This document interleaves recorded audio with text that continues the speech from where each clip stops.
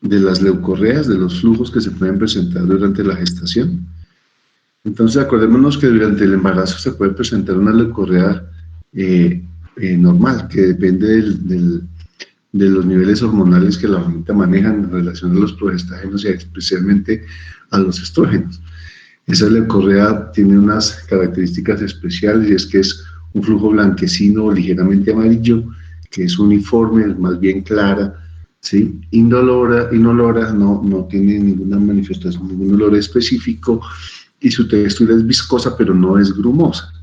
Bueno, esa leucorrea que se produce generalmente pues, está mediada por lactobacilos y por la secreción hormonal del cuello, glandular del cuello, y pues tiene varias funciones. Dentro de esas funciones pues permite mantener la acidez de la vagina, y eso evita que haya una colonización bacteriana de gérmenes exógenos que me puedan producir la infección local y alteración local.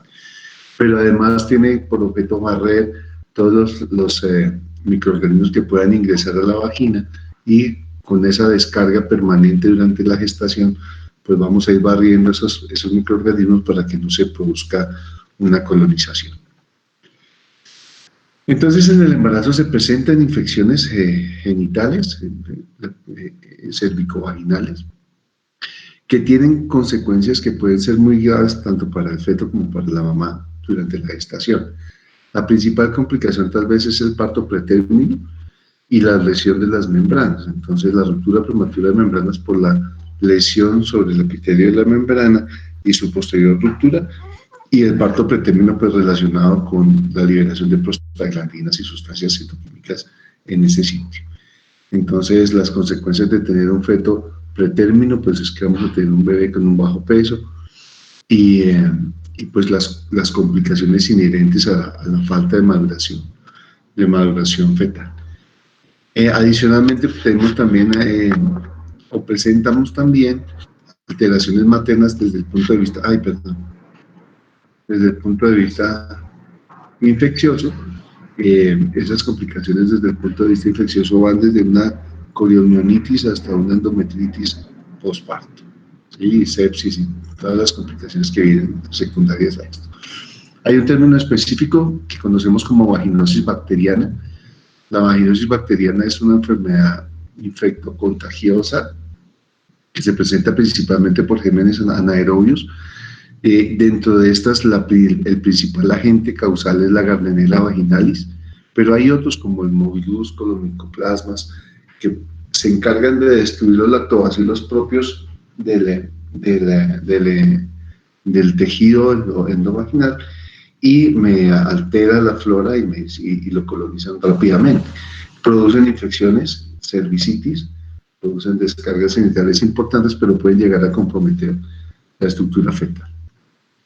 Entonces, la vaginosis bacteriana representa un doble riesgo, tanto para parto pretérmino, ¿sí? Cuando se presenta antes de la gestación, y también para eventos adversos en la gestación, como lo que decíamos de ruptura de membranas. ¿Cómo diagnosticamos la vaginosis bacteriana? Pues hay unos criterios, los criterios de Nugget, que hacen referencia pues a la presencia disminuida de los lactobacilos con un incremento en la cantidad de Gardnerella presente. Pero la diagnosticamos principalmente por los cambios en el pH vaginal. Habíamos dicho que el pH vaginal es ácido por la presencia de lactobacilo. Entonces, a medida que es colonizada por la Gardnerella, ese lactobacilo va a disminuir, y los niveles de pH pues van a aumentar y se va a hacer mucho más alcalino. Entonces, con pH mayores de 4.5, pues pensamos en vaginosis bacteriana. Es importante que podamos hacer una prueba, un test de aminas, que se llama así, entonces en el cual sometemos el flujo vaginal a una solución de KOH, y eso nos ocasiona un olor bastante ofensivo, es un olor a pescado seco, un olor a un test de aminas positivo. Bueno, y cuando hacemos la visión al microscopio, pues podemos encontrar células guía, ¿cierto? Son células que están repletas de Gardnerella y que tienen una coloración oscura en la tinción del. Entonces hay algunas recomendaciones. En las mujeres gestantes que se encuentran sintomáticas, en las mujeres embarazadas sintomáticas, hay que hacer estudio y tratamiento de las pacientes que tengan sospecha de vaginosis bacteriana. Las mujeres que se encuentran asintomáticas, en las cuales se descubre la presencia de Gardnerella o de algunos otros microorganismos en un frotis, esto no se justificaría ni administrar tratamiento de rutina ni hacer exámenes complementarios. Bueno, el tratamiento ideal para estas pacientes es metronidazol, tabletas de 500 miligramos, una tableta cada 12 horas durante por lo menos 7 días. O en su defecto, clindamicina, tabletas de 300 miligramos, una tableta cada 8 horas, una tableta cada 8 horas por 7 días. ¿Sí? El uso de tratamientos tópicos, el uso de tratamientos vaginales tópicos, como óvulos de metronidazol o cremas de metronidazol clindamicina, no se recomienda para pacientes sintomáticas. Se puede utilizar en pacientes que tengan bajo riesgo de eventos adversos, o sea, pacientes que no tengan antecedentes de parto pretérmino o que no estén asociadas a parto pretérmino o a las complicaciones de la gestación. En ellas podríamos dar tratamiento tópico. Bueno, pero de resto preferimos dar tratamiento sistémico por el riesgo que tenemos de parto pretérmino y esos sentidos. Bueno, vamos a hablar un poquito específicamente de algunos de esos microorganismos, específicamente pues la Gardnerella. Tal vez hace unos semestres ya la revisamos cuando vimos enfermedades de transmisión sexual y esto. Entonces la Gardnerella pues es una bacteria que fácilmente coloniza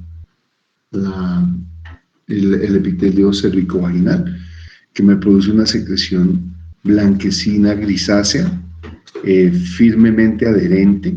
Es una secreción que tiende a quedar pegada en la pared de la mucosa vaginal, que tiene un olor fuerte, específico, y que al someterla al cabache me da un olor típico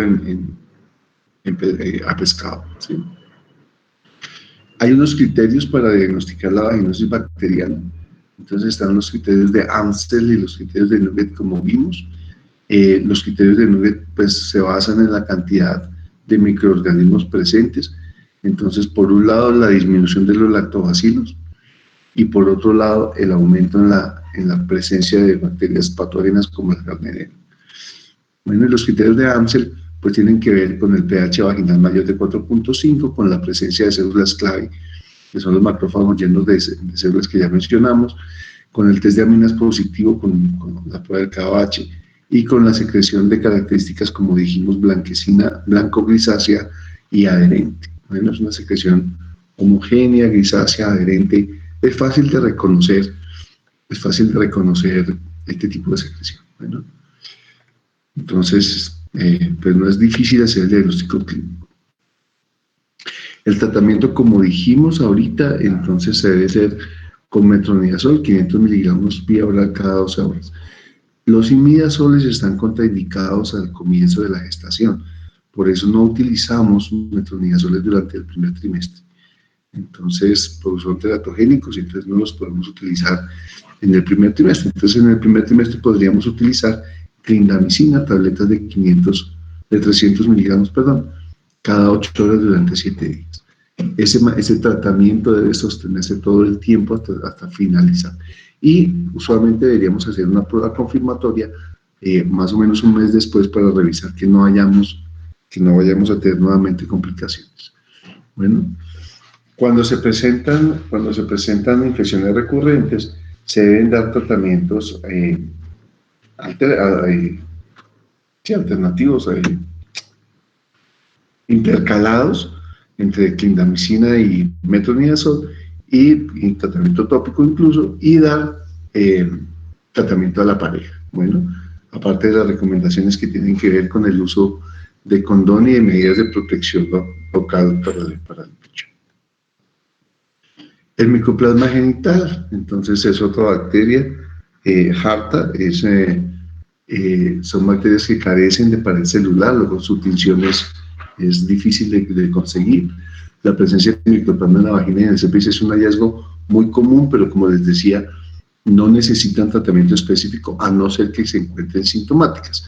Entonces, en los casos en que descubramos micoplasma en una paciente y la paciente esté sintomática, pues en esa paciente se debe hacer tratamiento. Bueno, si no hay síntomas, podemos mantener la observación y mirar cómo se desarrolla. Las complicaciones tienen que ver con la presencia de infección local, como cervicitis, uretritis, incluso abscesos en la glándula de Bartolini. Bueno, el diagnóstico pues se hace con cultivos principalmente, entonces son cultivos positivos para la micoplasma hominis en mujeres que tienen infecciones o que pueden tener infección intramniótica incluso y desarrollar coriomionitis. Bueno, el diagnóstico se basa en el aislamiento del germen con las muestras que se toman del endocervix o de la uretra o del exudado que estemos revisando. Entonces, el micoplasma tiene una facilidad para producir coriomionitis e infección de endometritis y de sinuitis que llamamos, y entonces favorecería tanto el parto pretérmino como la ruptura prematura de membrana. Bueno, tanto el micoplasma hominis el micoplasma hominis está relacionado entonces con la presencia de endometritis en el posparto. Entonces, si bien puede producir una ruptura prematura de membranas o parto pretérmino durante la gestación, es posible que la presencia de este microorganismo nos produzca en el posparto endometritis. La colonización del neonato ocurre por el paso del microorganismo a través del canal del parto infectado. Ocurre principalmente durante el momento del parto o por contaminación con el líquido amniótico. Sí, la principal manifestación del micoplasma en el feto, en el recién nacido, es la presencia de neumonía. El tratamiento pues se basa a punta de macrolíder como la eritromicina, 500 miligramos cada 6 horas durante 14 días, o acitromicina, 1 gramo diario de dosis única. ¿Sí? Dependiendo de la severidad de la infección, se prefieren los tratamientos largos que los tratamientos con acitromicina. Entonces, si nosotros tenemos una paciente con clínica de endometritis, preferimos dar tratamiento sistémico durante por lo menos 14 días.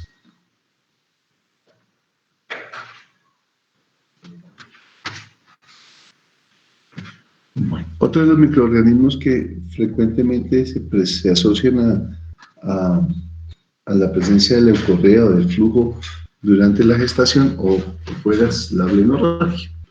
Bien, la blenorragia es producida por Neisseria gonorrea, es un bacilo gram negativo, es un diplococo gram negativo intracelular que se mantiene en temperatura ambiente entre 30 y 37 grados centígrados en un medio húmedo, puede durar bastante tiempo. Se une a las células epiteliales del cervicio de la uretra, las coloniza y se mantiene ahí. Bueno, tiene una contaminación fácil, se contaminan mucho más fácilmente las mujeres que los hombres, pero ambas tienen tasas de contaminación mayores al 20%.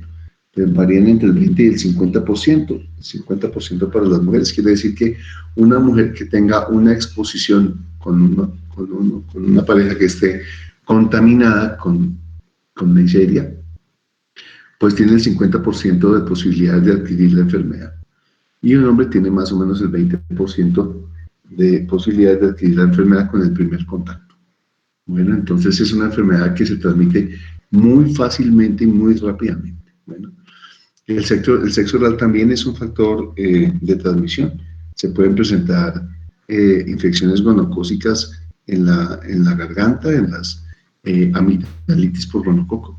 Entonces, cualquiera de las mucosas puede verse contaminada por el gonococo y me va a producir síntomas dependiendo del sitio de inoculación. El tiempo de incubación varía, entre unos pocos días hasta 2 semanas en producir el inicio de los síntomas.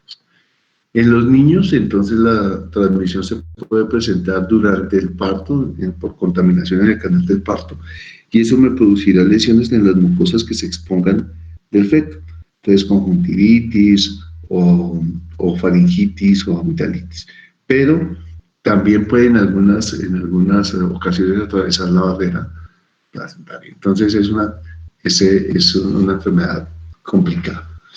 Las mujeres tienen el 50% de probabilidad de adquirir la infección después de un único contacto con hombres, lo que habíamos dicho. Y su transmisión puede ser vertical o durante el trabajo de parto. Tiene un periodo de incubación en los fetos que va de 1 a 3 días. El cuadro clínico, pues es sencillo. El cuadro clínico es un exudado local purulento. Si eso es la uretra, pues la que está contaminada, pues vamos a tener una secreción uretral. Si es la vagina, pues una leucorrea genital. Vamos a tener asociado a esa secreción algo de un proceso inflamatorio local que me va a producir dolor, y entonces el dolor variará dependiendo del sitio donde esté la contaminación. Entonces, si es la uretra, tendremos una uretritis; si es la vagina, tendremos dispareunia eh, y la descarga genital asociada; si es el recto, pues tendremos proctitis, en fin, dependiendo del sitio que esté contaminado. Bueno, por migración, el gonococo puede llegar a algunas estructuras lejanas, como por ejemplo algunas articulaciones, y me producirá artritis gonocócica. ¿Sí? Es la segunda causa más común de artritis séptica en nuestro medio, entonces hay que tener cuidado con esto. Bueno, puede haber sangrado genital durante las relaciones por el proceso inflamatorio sobre las mucosas que van a producir pues trauma durante la relación sexual. Y pues depende de lo que les contaba, dependiendo del sitio de inoculación, también puede verse afectado pues la garganta, la faringe, las amígdalas, y como tal podremos tener pues, lesiones locales en ese nivel. Entonces, dentro de los síntomas, dependiendo del sitio de localización, pues tendremos algunos síntomas generales, como por ejemplo fiebre, malestar, ¿sí?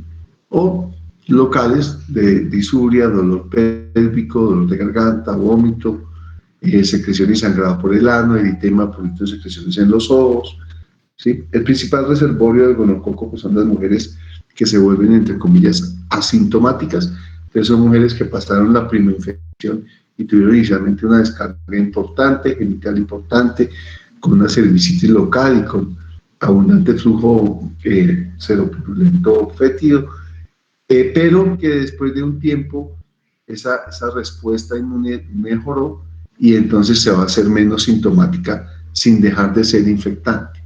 Entonces ella va a tener una menor secreción genital, pero va a tener la presencia de los microorganismos, de los diplococos gram negativos ahí en su epitelio. El diagnóstico lo hacemos por la tinción de Gram. Entonces buscamos diplococos gram negativos intracelulares.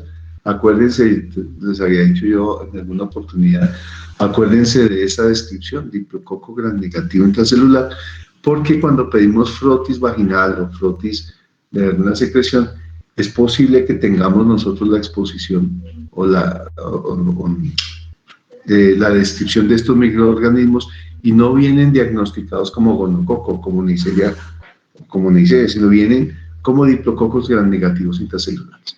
Y entonces es importante recordar que corresponde al gonococo para que podamos hacer la identificación, sobre todo en casos en los que podemos tener pacientes que son abusadas y pues tenemos que hacer un diagnóstico claro en esos pacientes. La otra forma de hacer el diagnóstico es a través de cultivos con medios específicos que son diagnósticos hasta en el 90%, y me permite la presencia de esos cultivos, pues me permite establecer cuál es el esquema antibiótico que nosotros deberíamos utilizar específicamente para esa ocasión. Bueno, el tratamiento, pues hay múltiples medicamentos que nos sirven para el tratamiento. El más utilizado es la ceftriaxona. Sus dosis varían de 125 hasta 1 gramo en dosis única, ¿sí? La aplicación es intramuscular. Podemos utilizar también ciprofloxacina, 500 miligramos por vía oral, dosis única, acitromicina o doxiciclina. Bueno, durante el embarazo, pues la recomendación es utilizar cefalosporinas principalmente. Entonces, en ese orden de ideas, tendríamos que utilizar ceftriaxona. Bueno, y la espectinomicina, que es el otro medicamento que podríamos utilizar durante la gestación. Las complicaciones, como decíamos, el gonococo puede migrar y ocasionar infecciones sistémicas, y entonces podemos tener, dependiendo del sitio de inoculación, pues faringitis, uretritis, proctitis, vaginitis, enfermedad pélvica inflamatoria, abscesos tubováricos, peritonitis, conjuntivitis en el recién nacido, infecciones vulvovaginales en niñas, epididimitis, prostatitis, cualquier tipo de inflamación de las mucosas que han sido expuestas puede presentarse con este hierro. Entonces hay que estar pendientes, ¿sí? Una vez se produce la diseminación del gonococo, entramos a una segunda fase de la enfermedad del gonococo que llamamos infección gonocócica diseminada, y sus principales manifestaciones son a nivel cutáneo, a nivel de la piel y a nivel articular, pero puede haber en otros sitios. Entonces, principalmente en la piel vamos a tener un rash eh, eh, con múltiples características, con lesiones principalmente pustulosas, pero también podemos tener diferentes grados de lesión articular, desde tendinosinuitis hasta artritis séptica franca con limitación y destrucción del cartílago articular. Bueno, algunas ocasiones se complican con abscesos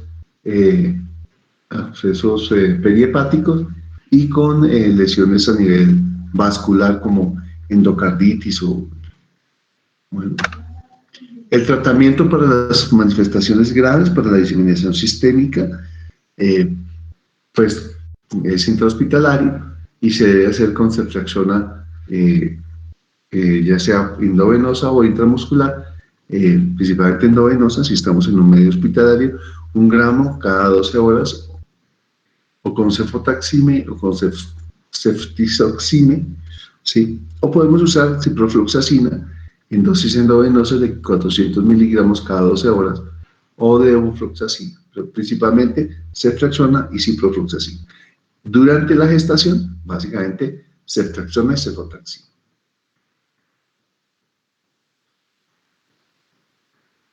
Para los casos de meningitis y pericarditis que se pueden ocasionar por el gonococo, pues el manejo debe ser intrahospitalario por un tiempo no menor de 14 días.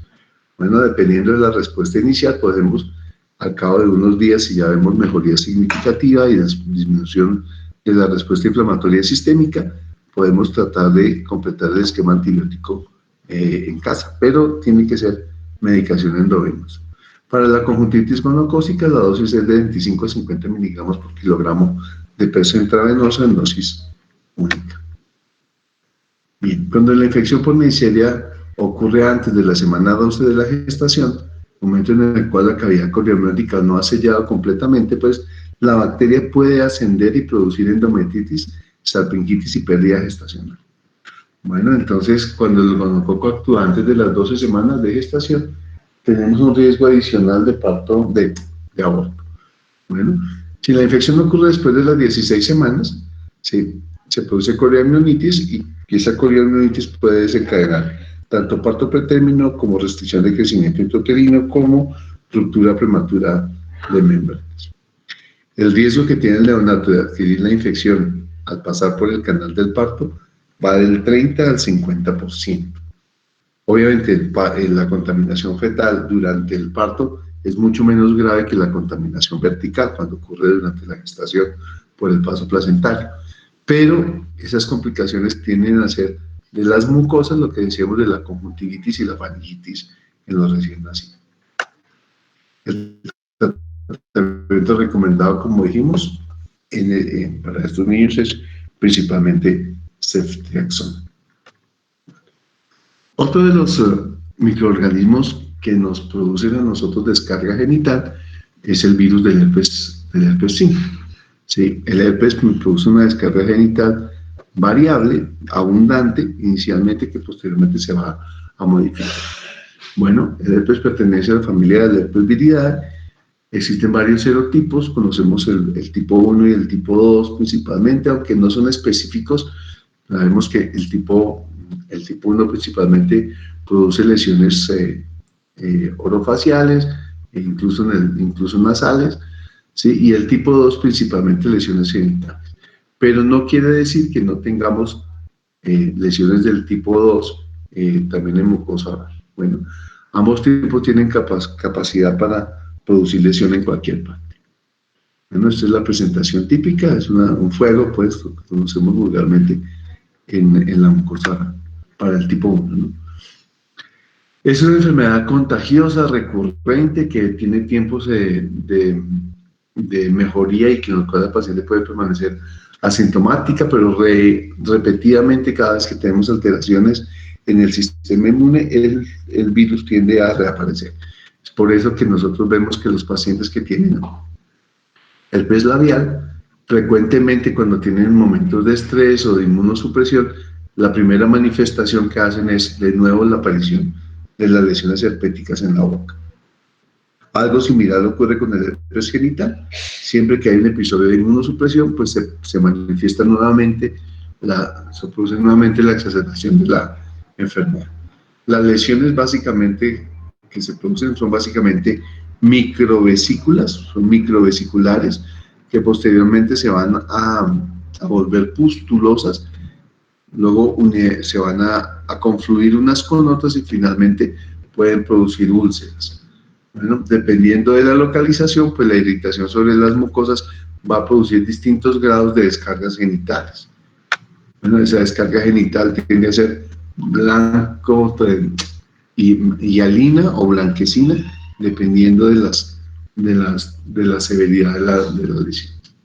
Bueno, el diagnóstico se hace con frotis, tomando muestras de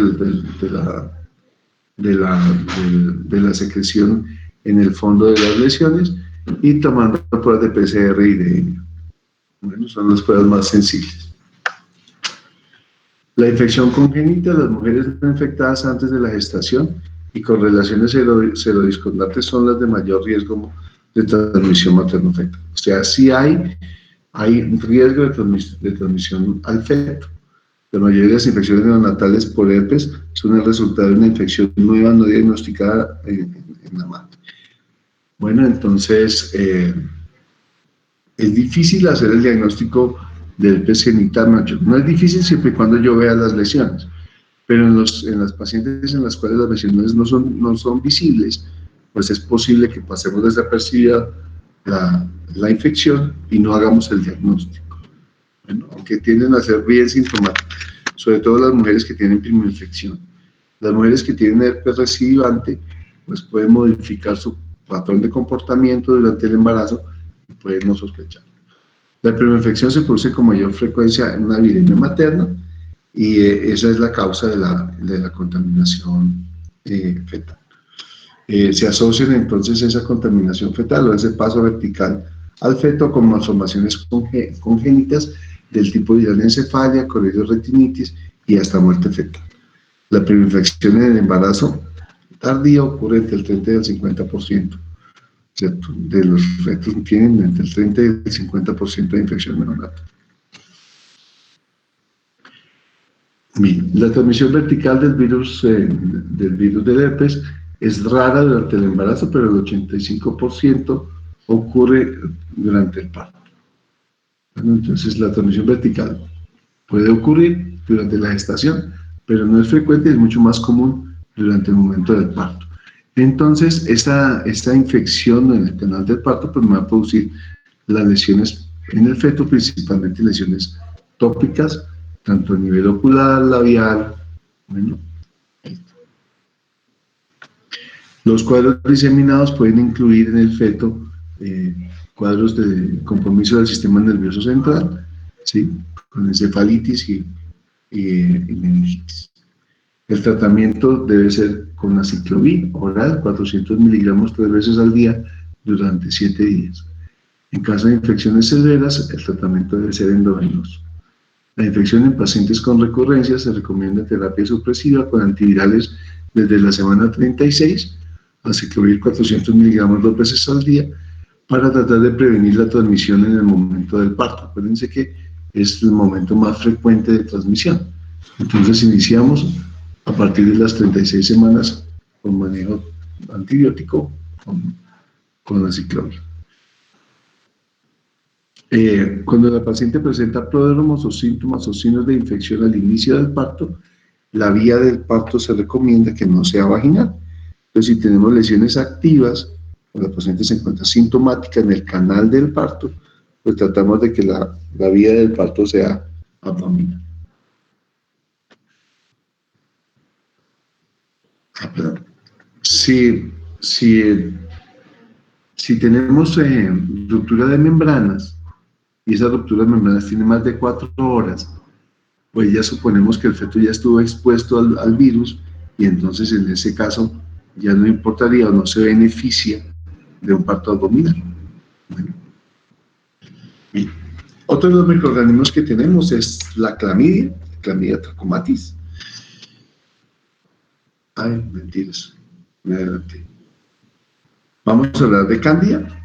La cándida eh, es, un hongo que tiene amplia distribución, es muy comúnmente eh, protagonista de secreciones genitales en las pacientes, tanto embarazadas como no embarazadas.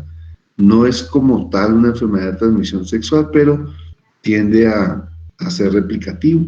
Entonces, es un hongo dimórfico gram positivo, eh, tiene una prevalencia entre el 2 y el 40% en el embarazo y más o menos el 12% de las pacientes que lo tienen son, entre comillas, asintomáticas.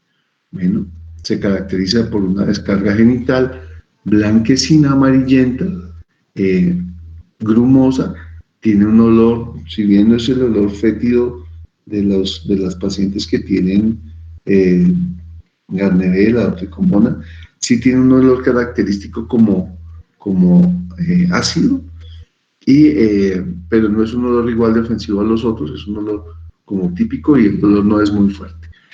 Eh, se puede asociar a eritema y lesiones de la piel circundante, entonces produce eritema vaginal y vulvar, puede producir, dependiendo de las lesiones asociadas, disuria o dispareunia. Es, una, es un germen que produce intenso prurito y rascado y se asocian las lesiones a los episodios de rascado y de prurito que ha tenido la paciente. Entonces tienen escoriaciones sobre las áreas genitales que están comprometidas. Es importante la secreción genital. Como característica especial esa secreción genital, que es en fresco blanquecina, al momento en que se seca, tiende a hacerse amarillenta clara. Entonces se vuelve amarillenta. El pH es ácido, de 4.5. Se favorece con las concentraciones altas, su aparición se favorece con las concentraciones altas de estrógenos y progestágenos, ¿sí? Ocupa toda la época reproductiva, es frecuente durante la vida reproductiva y es más frecuente en pacientes que tienen alteraciones o enfermedades sistémicas como la diabetes. En general no produce complicaciones excepto las locales como molestias de prurito y dolor y las escoriaciones que se pueden producir, pero en algunos casos pueden ser responsables de parto pretérmino, de corionionitis, de infección congénita neonatal por cándida, ¿sí? O de ruptura de membranas. El diagnóstico es sencillo, las características del flujo son muy particulares, pero cuando queremos hacer diagnóstico clínico, cuando queremos hacer diagnóstico de laboratorio, vamos a pedir un frotis. Y en ese frotis podemos ver las levaduras y saccharomycelium, ¿vale? El pH normalmente es normal y el test de aminas es negativo, ¿sí? La clínica es muy fácil. La clínica se caracteriza por lo que decíamos de lesiones producidas por prurito intenso y una descarga genital variable, blanquecina grumosa y posteriormente amarillenta. Bueno, el cultivo es fácil de realizar, pero puede darnos falsos negativos, ¿cierto? El tratamiento se hace con nitronidazoles, por ejemplo el clotrimazol. Hay varios esquemas de tratamiento que varían desde tabletas vaginales de 100 miligramos, uno cada noche por 6 noches, o crema vaginal al 1% durante también una aplicación nocturna cada diaria durante 6 noches. Bueno, 6, no customer, son 6 noches. Podemos usar isoconazol, también crema vaginal o miconazol. Incluso le pueden dar tratamientos orales con fluconazol, pero hay que tener cuidado con esos medicamentos. ¿Sí? La segunda línea de tratamiento pues obviamente es el fluconazol. Las dosis altas de fluconazol se asocian a malformaciones fetales, entonces no se recomienda el tratamiento sistémico para la cándida. El otro tratamiento se puede hacer con nistatina, 100.000 unidades internacionales, en óvulos, uno cada noche también por 6 noches. Bueno, el tratamiento con violeta de genciana es útil para los casos en los cuales no se presenta respuesta a los medicamentos que ya vimos, pero pues tiende a ser molesto para la paciente por la coloración de la violeta. Entonces la candidiasis congénita es rara, los fetos normalmente no se infectan al pasar por el canal del parto, pero en algunos fetos susceptibles pueden adquirir la cándida y expresarla a nivel y dar manifestaciones cutáneas principalmente. En algunos fetos que tengan problemas de inmunológicos podríamos tener casos de meningitis, sepsis por cándida, que son raros y tienen una mortalidad muy alta. Ahora sí, la clamidia trachomatis. Entonces, el tracoma, la clamidia es un germen importante, grave, que se asocia a una gran cantidad de alteraciones en el tracto genital femenino, desde la presencia de leucorreas y flujos hasta enfermedad pélvica inflamatoria y la producción de abscesos. Bueno, su prevalencia en el embarazo es del 2 al 40%. ¿Sí? Esto para las comunidades en Bogotá. Suba tiene una alta incidencia de clamidia. Bueno, se manifiesta principalmente por leucorrea, pero hay un porcentaje importante de pacientes que no tienen leucorrea como tal. ¿Sí? El Instituto Materno Infantil halló una frecuencia de infección por clamidia del 4% en mujeres con parto pretérmino y del 4.5% en pacientes con ruptura prematura de membrana. Entonces, como dijimos, todas las enfermedades que hemos revisado ahorita se asocian como complicación con la aparición de parto pretérmino o de ruptura prematura de membranas. ¿Sí? Es una bacteria intracelular obligada, tiene muchísimos serotipos de FGH y JK, en fin. Bueno, que invaden el endocervix y producen cervicitis erosiva y sangrante. Es una bacteria bien agresiva, produce unas lesiones ulcerosas en el cervix y son francamente sintomáticas. Bueno, el flujo generalmente es purulento, pero puede tener contenido hemático, entonces es purulento pero asociado a la descarga sanguínea también. Bueno, las complicaciones, como dijimos, pues tienen que ver con la extensión de la colonización a otras estructuras, como el endometrio, a las trompas, después puede producir salpingitis, abscesos tubáricos, peritonitis, perihepatitis, ¿sí? Hasta septicemia. Los síntomas son presentes en el más del 60% de las pacientes no tienen síntomas específicos, pero los síntomas que más frecuentemente se asocian a esto, pues aparte de la descarga genital y el flujo purulento y sangrante, tenemos disuria, dispareunia, leucorrea y dolor pélvico, ¿sí? Por la presencia de enfermedad pélvica inflamatoria. Durante el embarazo, entonces, hay aumento del riesgo de parto pretérmino y de ruptura de membranas, como dijimos, como ocurre con todas estas entidades, y puede ser responsable de restricción de crecimiento intrauterino, de corioamionitis y endometritis postparto tardía. La clamidia puede producir un efecto citopático y citotóxico directo en las células del corium amnios, por lo que su ciclo de vida implica una replicación intracelular. Pues destruye las células que coloniza y es lo que favorece la ruptura de las membranas. El diagnóstico se hace por PCR, directa o por cultivo. Bueno, el examen físico no es, no es exclusivo, se puede asociar, a confundir con otras entidades, pero cuando tenemos cervix ulcerados, sangrantes, con secreción francamente purulenta, pues debemos pensar más en la clamidia que en otro tipo de infecciones. Sí, acuérdense que las otras enfermedades no producen ese tipo de cervicitis tan agresiva. Entonces, cuando tenemos una patología más agresiva de la usual, con un cuadro clínico más agresivo, con erosiones y sangrado por un proceso infeccioso, pues debemos pensar en la clamidia. Bueno, entonces al especuloscopio vamos a observar este tipo de lesiones, ¿sí? Un cervix edematizado, eritematoso, con algunas erosiones superficiales ahí alrededor del orificio cervical y una secreción que inicialmente es transparente, pero luego va a tornar mucopurulenta y sangrante. La transmisión al feto se puede producir de manera vertical por colonización cervical durante el canal del parto.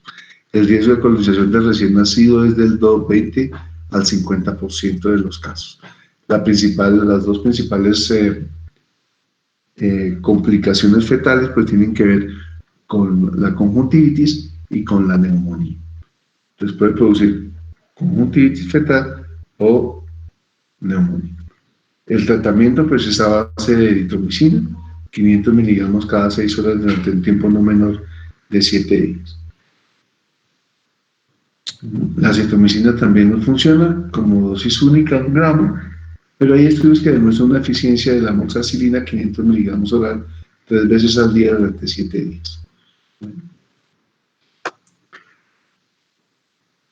El último microorganismo que vamos a revisar es la Trichomona vaginalis. La Trichomona es un protozoo flagelado que se encuentra que no se encuentra siempre en la flora vaginal, que es un patógeno. Se presenta de manera asintomática, muchas veces hasta cuadros clínicos severos. Su prevalencia está entre el 2 y el 30% de las mujeres y entre el 3 y el 30% de los hombres. Se mantiene vivo en un ambiente húmedo y un pH entre 4.9 y 7.5 de pH. Se transmite principalmente por transmisión sexual, aunque puede tener otro tipo de contaminaciones, como piscinas o baños públicos donde podamos tener contacto con la secreción y para que puede estar desapercibido. Las características de la leucorrea por la tricomona pues varían. Es una leucorrea amarillo-verdosa, es blanca, pero con alguna tendencia hacia el amarillo-verde. Es espumosa, como característica principal es espumosa, fétida, bueno, se asocia a prurito intenso y puede producirnos eritema local. Hay unas lesiones características,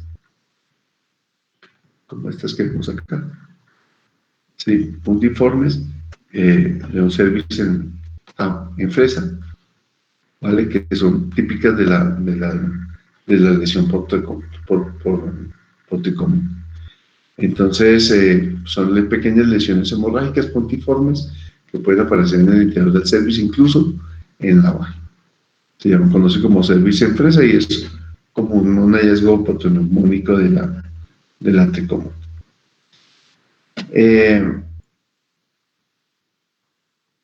Produce respuesta inflamatoria sistémica y aumento de la proteína C reactiva, pero realmente no es difícil hacer diagnóstico de tricomonas. El microorganismo se puede ver fácilmente en un frotis. La leucorrea es característica, no tiene otros microorganismos que produzcan una leucorrea similar, no es fácilmente diferencial. La transmisión perinatal ocurre en el 5% de las gestantes, puede transmitirse a niñas recién nacidas y producirá, especialmente niñas que tengan alteraciones con disminución de sus estrógenos. Durante la gestación hay disminución de peso fetal, ruptura prematura de membranas, parto preterminoso, como todas las que hemos mencionado. ¿sí? Y en muchas ocasiones los gérmenes que producen una infección genital, no solo la tricómona, sino otros, tienden a hacer asociaciones.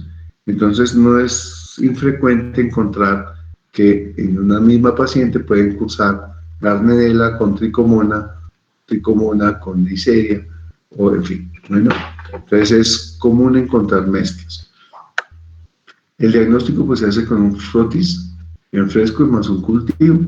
El pH vaginal lo vamos a tener aumentado, mayor de 4.5, y vamos a tener un test de amines positivo.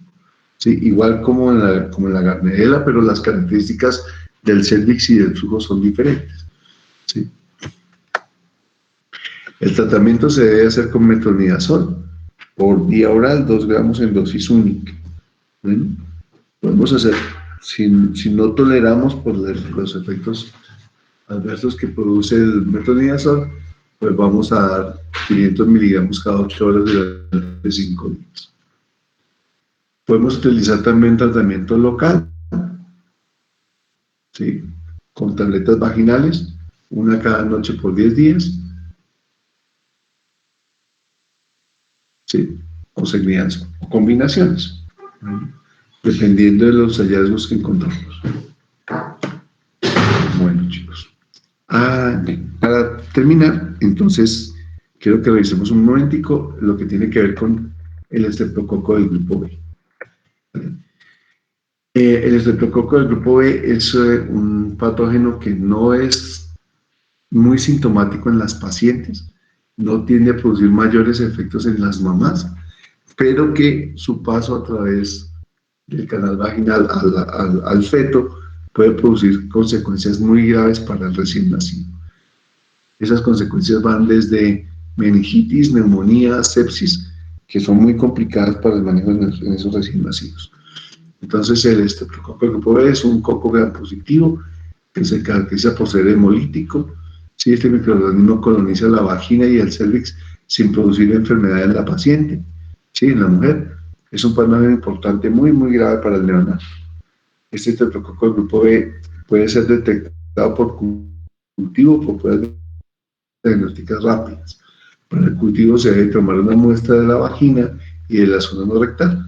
Recuerden que nosotros en el embarazo recomendamos el frotis vaginal y rectal a la semana 35 para hacer diagnóstico de estreptococo del grupo B y poder dar tratamiento. Algunos estudios han asociado colonización por estreptococo y desenlaces perinatales como ruptura prematura de membranas y parto pretérmino. ¿Sí? También hay aumento en la incidencia de bajo peso fetal. Y durante la gestación, del 1 al 5% de las infecciones de las vías urinarias son ocasionadas por estreptococo. Bueno. En el neonato, la transmisión del estreptococo puede ocurrir de manera ascendente a través de la vagina, por vía hematógena o transplacentaria y durante el paso por el canal del parto. Se infectan de 1 a 3% de los hijos de madres colonizadas, ¿sí? Luego es una incidencia de 1.8 más o menos por cada 1000 nacidos vivos. El problema es que las infecciones que produce son graves y costosas de mantener. Bueno, la infección sistémica, en el neonato, la infección sistémica, la cual se ha clasificado en 2 síntomas de acuerdo al momento del inicio de las manifestaciones clínicas. Una infección temprana, en los primeros 7 días de vida, que se caracteriza principalmente por sepsis severa, y una infección tardía que aparece después de los 7 días y que tiene que ver con secuelas de la sepsis que el paciente tuvo, o procesos de neumonía o manifestaciones meningitales. Los factores de riesgo maternos que predisponen a una infección temprana incluyen pues parto pretérmino, ruptura prematura, ruptura prolongada de membranas, temperatura, fiebre al momento del parto y antecedentes de hijo con grupo. Bueno, la infección neonatal tardía puede ser el resultado de transmisión materna, de infección nosocomial o adquirida en la economía. Entonces es un germen que es muy común en nuestro medio, es muy frecuente, pero que produce graves secuelas en el feto, que desafortunadamente no, que no produce manifestaciones maternas, pero que su paso al feto en el canal del parto o previo al canal del parto tiene secuelas importantes. Y las secuelas más importantes son esas que mencionamos: sepsis, neumonía y meningitis. ¿Sí? Las tres tienen morbimortalidad muy alta en los fetos y son pues, entidades de interés público. El tratamiento se hace con penicilina cristalina o con ampicilina o cefazolina. Bueno, lo que les contaba, el Colegio Americano recomienda la toma de tamizaje entre la semana 35 y 37 de la gestación para ver si esa paciente necesita tratamiento preparto o no. Porque si la paciente tiene estreptococo, yo debo iniciar un esquema antibiótico a base de ampicilina desde antes del nacimiento del feto para disminuir la incidencia. Eso es lo que les quería como contar ahí a toda carrera. No sé si tengan alguna pregunta.